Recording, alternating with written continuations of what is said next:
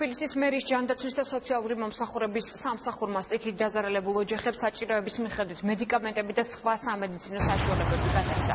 თბილისის მერის მოადგილემ ნინა ხატისკაცმა და ჯანდაცვის და სოციალური მომსახურების სახალხო სამსახურის უფროსის მოადგილემ დაზარალებულებს სწავლების სასწავლო ლევილში, ხიბლში და თელაში დაუბრიგეს.